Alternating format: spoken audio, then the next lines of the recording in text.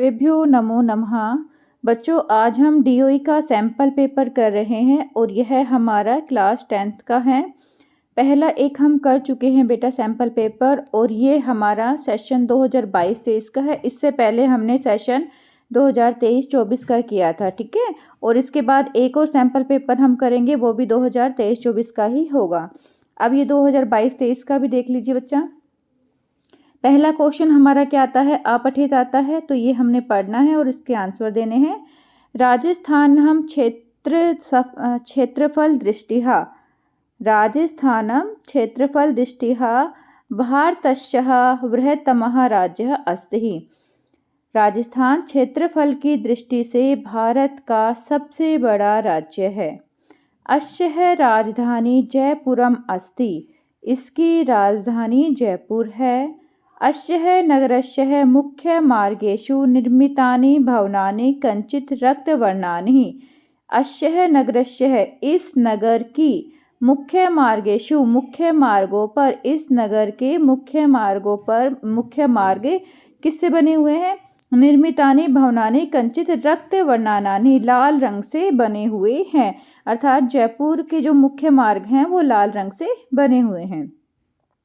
अतः अस्य अपरम नाम गुलाबी नगरी इति प्रसिद्धम। इसीलिए इसका दूसरा नाम गुलाबी नगरी भी है, गुलाबी नगरी से भी यह प्रसिद्ध है।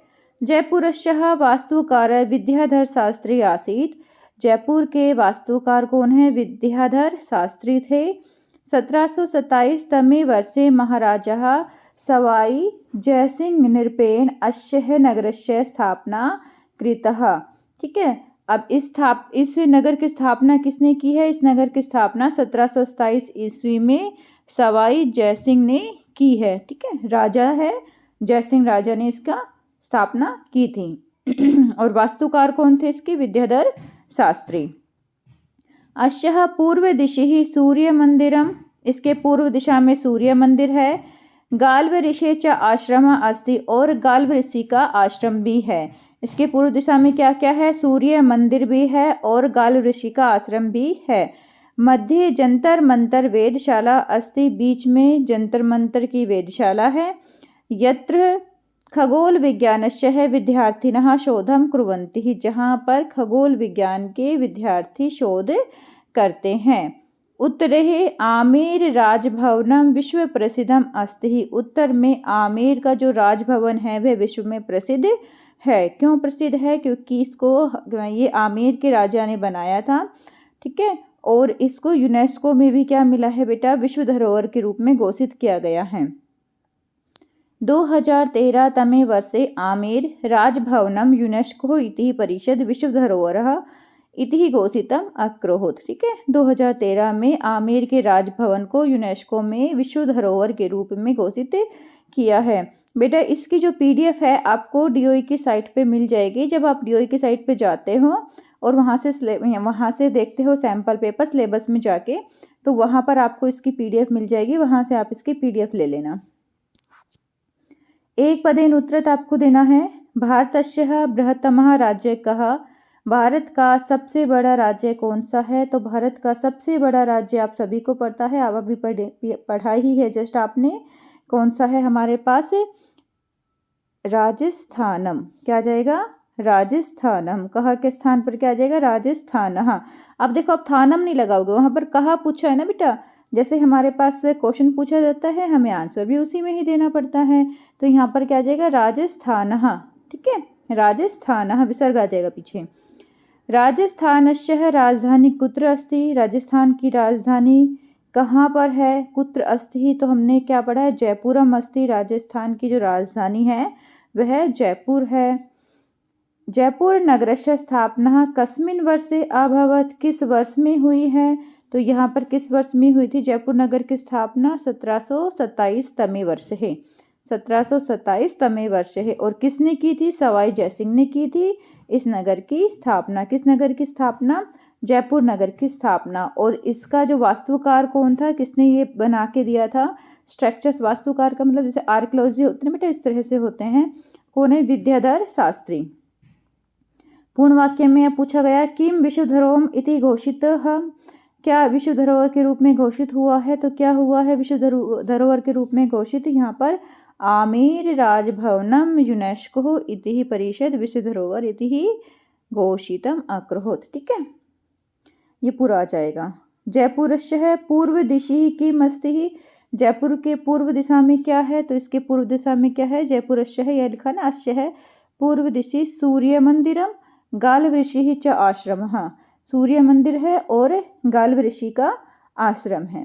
जयपुरस्य वास्तुकारः कः आसीत्? वास्तुकार कौन था? विद्याधर शास्त्री आसीत्। जयपुरस्य वास्तुकारः विद्याधर शास्त्री आसीत्। तो ये आपको समझ में आ गया होगा बेटा। नेक्स्ट देख लीजिए। नेक्स्ट है अस्य है अनुच्छेदस्य है कृते उपयुक्त शीर्षकः संस्कृतेन लिखत।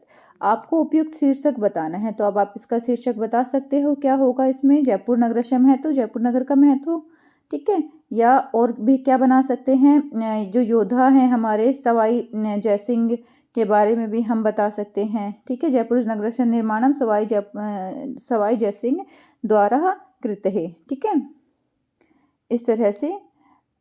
नेक्स्ट आता है आपके पास क्वेश्चन से खगोल विज्ञानस्य विद्यार्थिनः शोधं कुर्वन्तु इति वाक्ये क्रियापदम किम। बहुत ही इजी है बेटा, क्रिया बतानी है आपको। तो क्रिया क्या थी यहाँ पर वैसे भी देखो क्रिया सिर्फ एक ही है, कुर्वन्ति, और तो कोई क्रिया ही नहीं दिखाई दे रही है। ठीक है, क्या है? कुर्वन्ति। और शोधम कुर्वन्ति में कुर्वन्ति हमारी क्या है? क्रिया है। और अगर हमसे ही कर्ता पद पूछे तो कर्ता कौन है? हमारे विद्यार्थिना हैं। कृत पद पूछेगा ना, कर्ता पद का मतलब कृत पद। कृत पद क्या है? विद्यार्थिना है। उसके बाद राज्य है इति विशेष्य पदस्य विशेषणम किम। राज्य का विशेष्य पद का विशेषण क्या है? तो क्या था? वृत्तमः राज्य था। तो इसके लिए हमें कहाँ जाना पड़ेगा? फिर दोबारा से अपनी बैग में देखना पड़ेगा। तो यहाँ पर पहले ही लिखा हुआ था भारतस्य बृहत्तमः राज्यः। राज्य है तो राज्य की क्या है हमारे पास? बृहत्तमः, सबसे बड़ा। तो यहाँ पर हम क्या कर देंगे बच्चा? यहाँ पे हम कर देंगे बृहत्तमः। राज्ञः इति पदस्य पर्यायपदम किम गद्यांश से प्रयुक्तः।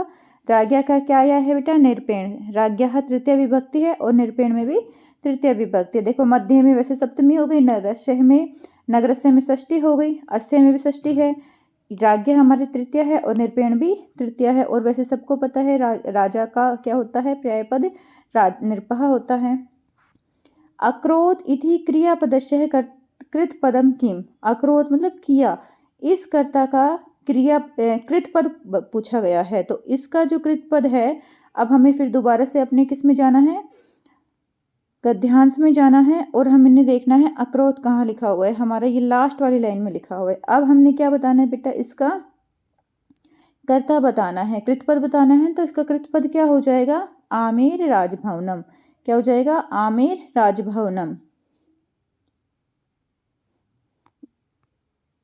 तो यहाँ पर क्या आ जाएगा? अक्रोध क्रियापदस्य है कृतपदम किम आमेर। क्या आ जाएगा? आमेर। वैसे तो आमेर और राजभवन हम दोनों इसने साथ देने नहीं चाहिए थे, दोनों ही हमारे पास यहाँ पे करता है लेकिन मेन जो हो जाएगा वो आमेर होगा बेटा, क्योंकि आमेर के किले को विश्व धरोहर के रूप में बताया गया है।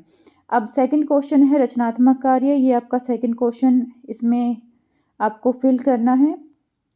ये इसके बेटा मंजूषा है जिसमें लिखा हुआ है अभ्यासम अभिनयम विद्यालय प्रति सौरभ अभिनय करतल ध्वनिम आयोजितम वदामि अभ्यासम। ओके, ये आपकी क्या है? मंजूषा है।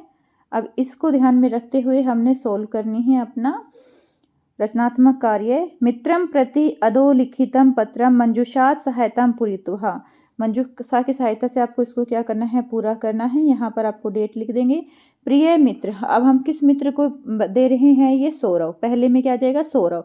प्रिय मित्र सौरभ, सा स्नेहम नमस्ते, अत्र सर्वम कुशलम, यहाँ पर सभी ठीक है। भवान अपि कुशलम इति मन्यते, आप भी ठीक होंगे ऐसा मेरी मानना है। गत वर्षे अस्माकम विद्यालय, गत वर्ष पिछले सप्ताह, अस्माकम हमारे, देखो मुंह में से अपने आप निकल गया, विद्यालय। तो इसमें क्या आ जाएगा? सेकंड में क्या आ जाएगा बेटा? विद्यालय। ठीक है, सेकंड में क्या हो जाएगा आपका? विद्यालय। उसके बाद है बेटा संस्कृत संभाषणम शिविरम आयोजितम भवत आसीत। गत सप्ताह अस्माकं विद्यालये संस्कृत संभाषण शिविरम आयोजितम आसीत्। थर्ड में क्या हो जाएगा? आयोजितम। आयोजित हुआ कि पिछले सप्ताह हमारे विद्यालय में संस्कृत संभाषण शिविर आयोजित हुआ था। 10 दिनानीन यावत, 10 दिनों तक, 10 दिनानीन यावत वयम संस्कृत संभाषणस्य। 10 दिनों तक हमने क्या किया है? जब तक ये 10 दिन चला है तब तक हमने क्या किया? संस्कृत संभाषणम अभ्यासम आकुर्मः। संस्कृत संभाषण का अभ्यास किया। तो यहाँ पर फोर्थ में आ जाएगा अभ्यासम। फोर्थ में क्या आएगा? अभ्यासम। तत्र लघु नाटिका अभिनय अपि अभवत्। वहाँ पर लघु नाटिका के द्वारा अभिनय भी हुआ, ठीक है, नाटक भी हुआ। अहम तो विदूषकस्य, मैंने तो विदूषक का क्या किया? अभिनय है। अब यहाँ पर विसर्ग वाला आएगा। मैंने तो विदूषक का अभिनय किया। अभिनय का मतलब क्या है? कि मैंने उसको मतलब वहाँ पर उस रूप में मैंने पार्टिसिपेट किया। किसके रूप में पार्टिसिपेट किया? विदूषक के रूप में। अहम तो विदूषकस्य अभिनयः कृतवान्। सर्वे जनाः हसित्वा, सभी लोग हंसे। और करतल ध्वनिम् आकुर्वन्, सभी लोगों ने हंसकर क्या की? तालियों से आवाज की, अर्थात तालियां बजाई। अहम इदानीं सर्वदा संस्कृतेन एव वदामि। अहम के साथ तो मी आता है वैसे भी, तो यहाँ पर क्या हो जाएगा? वदामि। क्या हो जाएगा बेटा? वदामि, ठीक है। और नेक्स्ट है सर्वे जनाः हसित्वा, सभी लोग हंसकर, हसित्वा करतल ध्वनिम् अकुर्वन्। अहम इदानीं सर्वदा संस्कृतेन एव वदामि। अब मैं हमेशा ही संस्कृत में ही बोलूँगा। भवान् अपि संस्कृतेन संभाषणस्य अभ्यासं करोतु। आप भी संस्कृत में संभाषण का अभ्यास करो। पितरहु अर्थात माता पिता प्रतिम प्रमाणांजलि निवेदितु। माता पिता को मेरा नमस्कार। माता पिता को मेरा नमस्कार। उसके बाद क्वेश्चन नंबर 3 आता है बेटा। अब आपको ये किसका चित्र दे रखा है? कमल के फूल का चित्र दे रखा है ना, इसको देखकर आपको लिखना है, ठीक है। तो पहला हमारा है पंके और उत्पन्नः। पहला शब्द हमारा क्या है? पंके और उत्पन्नः। तो इसका मतलब क्या है? हम क्या बना सकते हैं कि कमल का फूल कीचड़ में उत्पन्न होता है, ठीक है। अब कॉपी पेन लेके बैठे हुए होंगे ना बेटा, नहीं तो कॉपी पेन निकालो अपनी और लिखना स्टार्ट करो। पंके उत्पन्नः, पंके और उत्पन्नः का यूज करते हुए हम यूज कर रहे हैं, क्या बना रहे हैं? हिंदी में वाक्य क्या बना सकते हैं हम? कमल का फूल कीचड़ में उत्पन्न होता है। कमल का फूल कहाँ उत्पन्न होता है? कीचड़ में उत्पन्न होता है। तो हम लिख देंगे कमल पुष्पस्य। क्या लिखेंगे? कमल पुष्पस्य, कमल का फूल, कमल पुष्पस्य उत्पत्ति, कमल पुष्पस्य उत्पत्ति, कमल के फूल की उत्पत्ति कहाँ होती है? कीचड़ में होती है। पंके भवति, कहाँ होगी बेटा? पंके, कीचड़ में, भवति होती है। भवति का मतलब होती है। कमल के फूल की उत्पत्ति पंके कीचड़ में होती है। कमल पुष्पस्य उत्पत्ति पंके भवति। उसके बाद नेक्स्ट हम क्या बना सकते हैं? राष्ट्रीय पुष्प दिया हुआ है, तो कमल क्या है? हमारा राष्ट्रीय फूल है। तो हम क्या बनाएंगे? हमारा राष्ट्रीय फूल कमल है। हमारा राष्ट्रीय फूल कमल है। तो इसका कैसे बना देंगे हम? हमारा। हमारे के लिए क्या यूज करते हैं? अस्माकम। हमारे के लिए हम क्या यूज करते हैं? अस्माकम। अस्माकम राष्ट्रः पुष्पम, राष्ट्रीय पुष्प। अस्माकम राष्ट्रः पुष्पम। मेरी राइटिंग तो इतनी अच्छी नहीं है बेटा, पर शायद आप लोगों को समझ में आ रही होगी। राष्ट्रः पुष्पम। अब कमल के फूल को हम क्या बोलते हैं? पद्म पुष्पम भी बोलते ना। पद्म पुष्पम अस्ति ही, या कमल पुष्पम अस्ति ही, कुछ भी लगा सकते हो आप। या तो आप लगा दो पद्यम, क्योंकि पद्यम का मतलब भी क्या होता है? कमल होता है, ठीक है।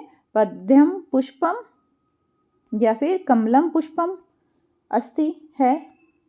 हमारे राष्ट्रीय जो पुष्प है वह कमल का पुष्प है। अस्माकम राष्ट्रः पुष्पम पद्म पुष्पम अस्ति ही। अस्माकम राष्ट्रीय पुष्पम पद्म पुष्पम अस्ति। हमारा राष्ट्रीय फूल कमल का फूल है। और अब हम क्या बना सकते हैं इसमें, अब इसमें क्या हो रहा है, तालाब में क्या है हमारे पास, इसमें लिखा हुआ है रक्त नील पीत वर्णेशुः, मतलब उसमें कमल के टाइप्स बताए गए हैं कि किस किस तरह के कमल हो सकते हैं। तो अभी इनका प्रयोग करेंगे। तड़ागे रक्त पीत नील पुष्पाणि प्रफुल्लन्ते।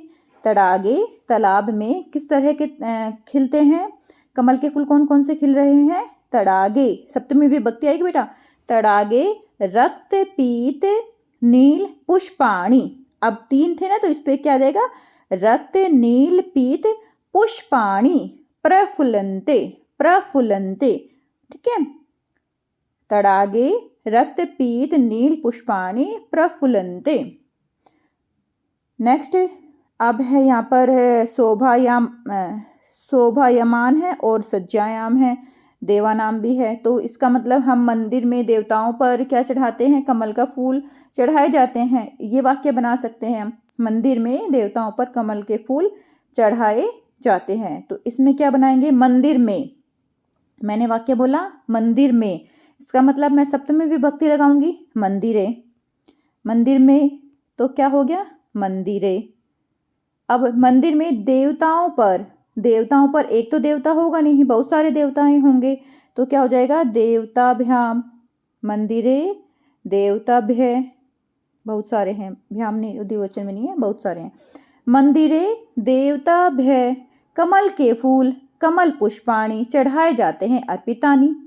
मंदिरे देवताभ्य कमल पुष्पाणि, कमल पुष्पाणि अर्पितानि, अर्पितानि, ठीक है, कमल पुष्पाणि अर्पितानि। अगर संति भी लिखना चाहते हो तो लिख सकते हो, अदरवाइज अर्पितानि तक भी वाक्य पूरा है। मंदिरे देवताभ्य कमल पुष्पाणि अर्पितानि। मंदिर में देवताओं पर, देवताओं पर कमल के फूल कमल पुष्पाणि चढ़ाए जाते हैं, अर्पितानि संति, ठीक है बेटा। अब और हम क्या वाक्य बना सकते हैं इसमें से कि कमल के फूल सुंदर दिखाई देते हैं, तो कमल पुष्पाणि अतीव सुंदराणि दृश्यन्ते है, कमल पुष्पाणि अतीव सुंदराणि दृश्यन्ते है, कमल के फूल हमें सुंदर दिखाई देते हैं ना, कमल पुष्पाणि, कमल के फूल कमल पुष्पाणि अतीव सुंदराणि, अतीव भी नहीं लगाओ तो सिंपल भी बना सकते हो, कमल पुष्पाणि ही सुंदराणि दृश्यन्ते है, कमल के जो फूल हैं वह सुंदर दिखाई देते हैं, कमल पुष्पाणि सुंदराणि दृश्यन्ते है, दिखाई देते हैं, ओके, दृश्यन्ते है बहुवचन में आएगा, क्योंकि यहाँ पर देखो बहुवचन है पुष्पाणि भी, और कमल का एक तो फूल होगा नहीं, काफी सारे होंगे। कमल पुष्पाणि अतीव सुंदराणि दृश्यन्ते।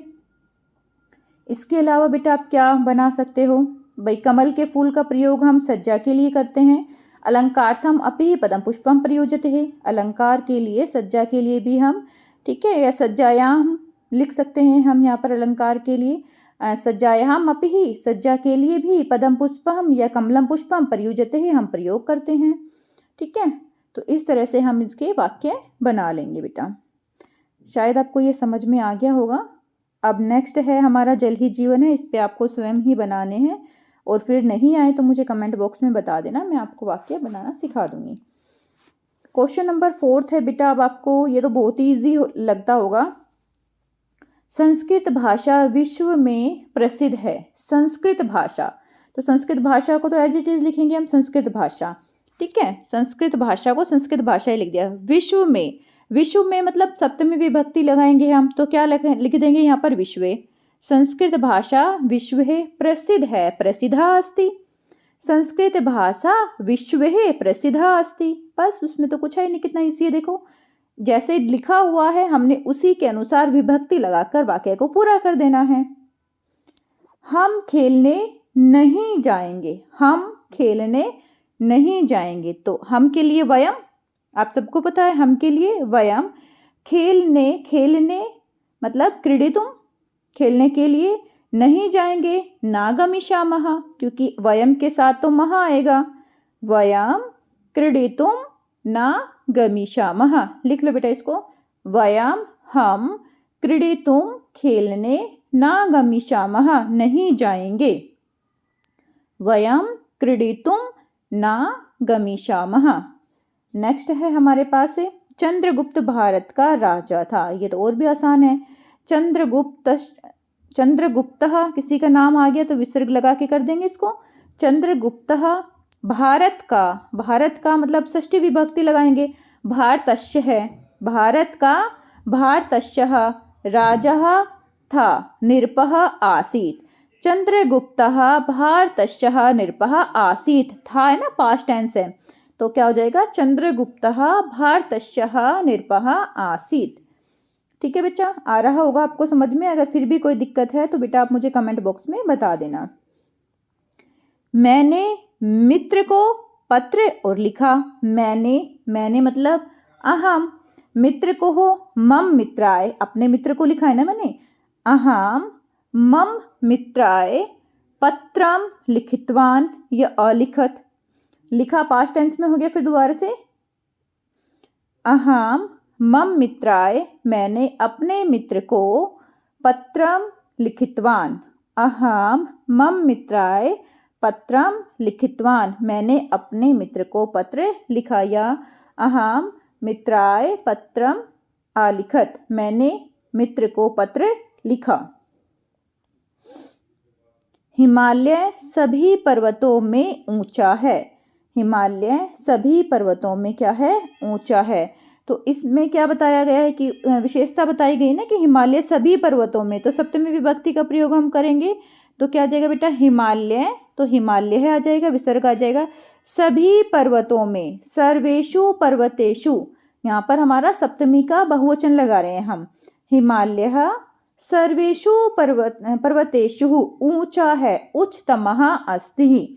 हिमालय सर्वेषु पर्वतेषु, सभी पर्वतों में ऊंचा है, उच्चतमः अस्ति, सबसे ऊंचा है ना सभी पर्वतों में। कंपैरिजन हमने की है तो हम यहाँ पे सप्तमी विभक्ति बताएंगे, क्योंकि हिमालय की क्या बताई गई है, यहाँ पर क्वालिटी बताई गई है, विशेषता बताई गई है कि वह जितने भी पर्वत है उनमें ऊंचा है। हिमालय सर्वेषु पर्वतेषु उच्चतमः अस्ति। उसके बाद नेक्स्ट है, उसके विद्यालय के चारों ओर वृक्ष हैं। उसके विद्यालय के, उसके मतलब दूसरे के बारे में बताया गया ना, तो तेषाम विद्यालयस्य है, विद्यालय के, ठीक है, विद्यालय के परितः वृक्षः सन्ति। तेषाम विद्यालयस्य है परितः चारों ओर वृक्षः सन्ति, एक तो पेड़ होगा नहीं, बहुत सारे होंगे, तो वृक्षः सन्ति। तेषाम विद्यालयस्य है परितः वृक्षः सन्ति। नेक्स्ट है आपके पास बेटा, मित्रों तुम सब पढ़ो। मित्रों तुम सब पढ़ो, मित्रों को क्या लिखेंगे, मित्राणि, क्योंकि बहुत सारे को बोल रहा है, मित्रों तुम सब पढ़ो। मित्राणि भवन्तः सर्वे पठन्ति। मित्राणि भवन्तः सर्वे पठन्ति, तुम सब पढ़ो या त्वम सर्वे पठ। ठीक है, या तो ऐसे बोलेंगे हम, मित्राणि भवन्तः सर्वे पठन्ति, या बोलेंगे मित्राणि त्वम सर्वे पठ, तुम सभी पढ़ो। ठीक है, उसके बाद बेटा हमारा गै पार्ट आता है। इसमें क्या है, हमारा अनुपयुक्त व्याकरण का हमने प्रयोग करके रेखांकित जो पद हैं उनका क्या करना है, संधि करनी है। तो इस वाला पार्ट तो ये आपका अभ्यास का उसमें ही आ जाता है, पुस्तिका में आ जाता है, तो ये बहुत ही आसान है, ये तो आप कर ही लोगे। रक्तश्च, इसमें क्या आ जाएगा, विसर्ग हट के आधा श आ जाएगा, ऐसे वाला श। ठीक है, रक्तश्च अस्तमहे, तो जो हमारा है यहाँ पर विसर्ग वो हट जाएगा और श शलगम वाला हमारा आधा श आ जाएगा, ये वाला श बेटा। ठीक है, अब यहाँ पर है आरीक्षणः तद उक्तम, इसको संधि विच्छेद करो। तद उक्तम, तद उक्तम बेटा लिख लोगे या मुझे लिखना पड़ेगा? मुझे तो ऐसा लग रहा है कि आप लिख दोगे, इनको इतना है नहीं। यहाँ पर क्या आ जाएगा इसका, यद यत यत। ठीक है, त थ द, पहले वर्ण का तीसरे वर्ण में परिवर्तन वाली संधि है ये, त थ द, यत और उक्तम, यत उक्तम। नेक्स्ट है हमारे पास असमान नगरात, तो ना को ता हो जाएगा, पहले का पंचम है, ता थ द ध ना, ना के स्थान पर क्या आ जाएगा, प्रथम आ जाएगा, ता आ जाएगा। अस्मात् नगरात्, अस्मात् नगरात्। ये तो सभी अध्यापिकाओं ने, अध्यापक ने बहुत अच्छे से क्या करवा दिया होगा अपने बच्चों को, अस्मात् नगरात्। नेक्स्ट है जीवन मरणम। तो यहाँ पर जीवन मरणम, ना पे क्या आ जाएगी, सिर्फ माँ हटा के बिंदु आ जाएगी, ठीक है। अनुस्वार जिसको हम बोलते हैं, माँ हटा के क्या आ जाएगा, हमारा अनुस्वार आ जाएगा, जीवन मरणम। उसके बाद नेक्स्ट है स्यान्मेव। तो स्यात् धन में, स्यात् धन में। सामलम, मल के साथ। अब ये हमें पता है तृतीया है हमारे पास समास विग्रह जब हम करते हैं। सामलम मलेन सहितम, सामलम मलेन सहितम। देहस्य विनाशाय, देहस्य विनाशाय का हमारा क्या आ जाएगा बेटा, हमारी देह का विनाश की बात की गई है तो देहे विनाशाय, देहे विनाशाय, देहस्य विनाशाय।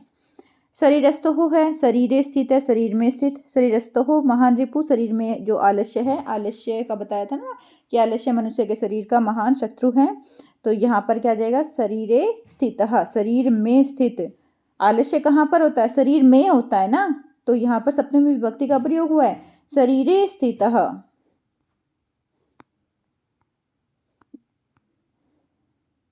नेक्स्ट है बच्चा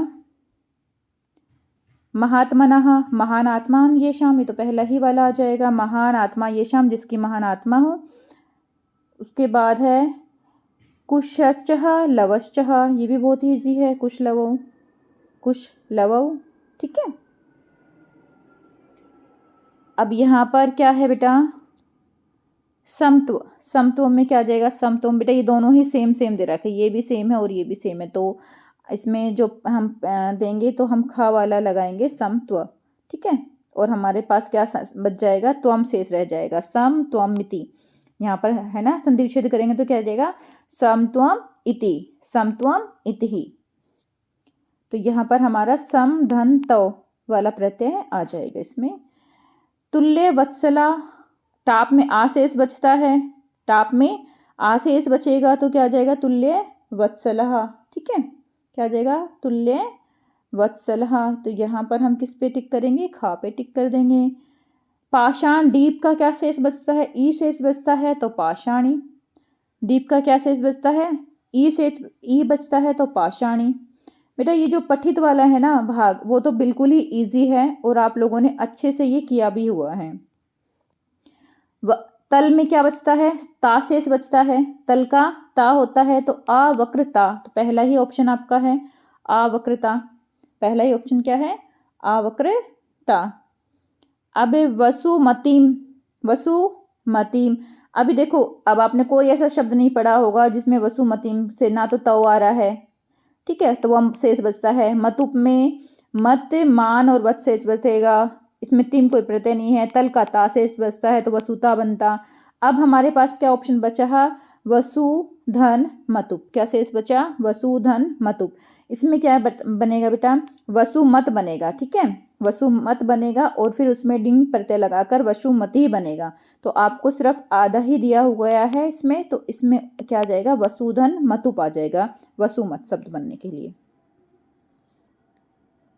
वाच्य परिवर्तन, वाच्य परिवर्तन हमने कर रहे हैं, तो यहाँ पर है डैश सत्यम कथितम, डैश सत्यम कथितम, आप तुमने सही कहा, तो क्या आएगा बेटा इसमें, तव्या युव्यो त्वम या यूयम, तव्या युव्यो त्वम या यूयम, तो क्या आएगा त्वम, त्वम सत्यम कथितम, तुमने सही कहा, त्वम सत्यम कथितम, ठीक है। वैसे अगर कथितव्यः होता तो हम वहां पर क्या लगाते थे, तव्य, लेकिन कथितम है तो हमने त्वम लगाया है। काकः पिकस्य संततिः, कौवा जो है वो कोयल की संतान को क्या करता है, पालता है, तो पालयति, काकः पिकस्यः संततिः पालयति।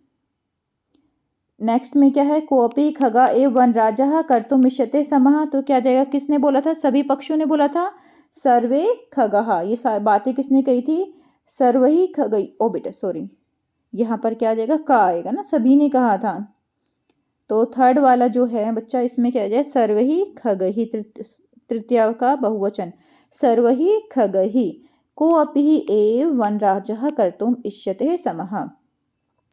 नेक्स्ट में डैश प्रवर्षतः समजायते, डैश प्रवर्षतः समजायते, तो इसमें हमारा क्या होगा,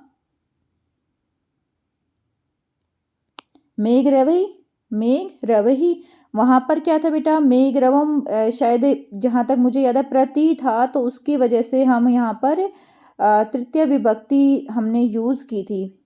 मेघरवहि हमने जो हमने पढ़ा था पाठ, उसमें जो था वहां पर सहा का प्रयोग के साथ था, तो यहाँ पर तो सहा का प्रयोग है नहीं, तो मेघवरम भी आ सकता है, लेकिन हमारी जो बुक है उसमें मेघरवहि लिखा हुआ है सहा के साथ प्रयुक्त होकर, मेघरवहि सहा प्रवर्षतः समजायते।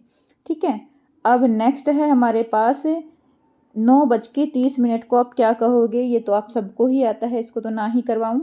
ठीक है, 9:30 11 बजे को एकादश वादनम, 12:15 को स्पाद द्वादश वासनम, 1:45 को पादोन द्विवादनम, 1:45 को क्या बोलेंगे, पादोन द्विवादनम, और 2:30 बजे को हम क्या बोलते हैं, सार्ध द्विवादनम, सार्ध द्विवादनम।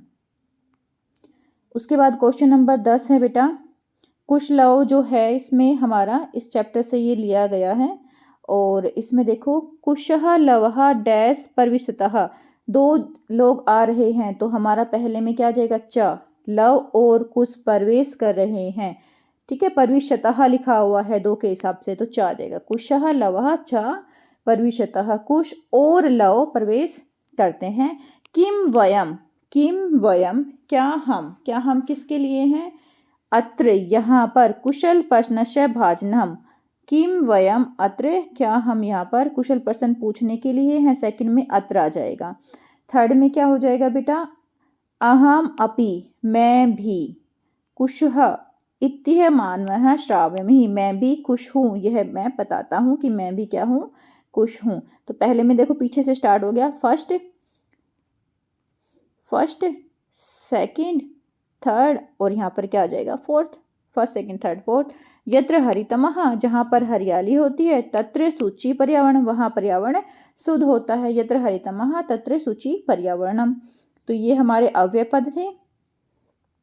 नेक्स्ट क्वेश्चन हमारा 11th है, जब कोई भी चीज अलग होती है, बाहर जाती है, तो हम कौन सी विभक्ति का प्रयोग करते हैं, पंचमी का, तो यहाँ पर षष्ठी विभक्ति नहीं आएगी, ग्रहस्य इसके स्थान पर क्या आ जाएगी, ग्रहात्, सह ग्रहात् निष्कर्मः बहिरागच्छत, वह घर से बाहर निकल कर आ गया। ठीक है, पंचमी विभक्ति का प्रयोग करते हैं, जो भी कोई चीज किसी से जुदा होती है, दूर होती है, अलग होते हैं, तो वहां पर पंचमी विभक्ति का प्रयोग करते हैं। घर से अलग हो रहा था तो ग्रहात् आ जाएगा बेटा। चौरस्य है पाद धवनिनः, देखो ये सारे के सारे बेटा आपकी बुक से आए हुए हैं बीच में से, तो आपको क्या करना है, सारा अच्छे से चैप्टर भी पढ़ने हैं।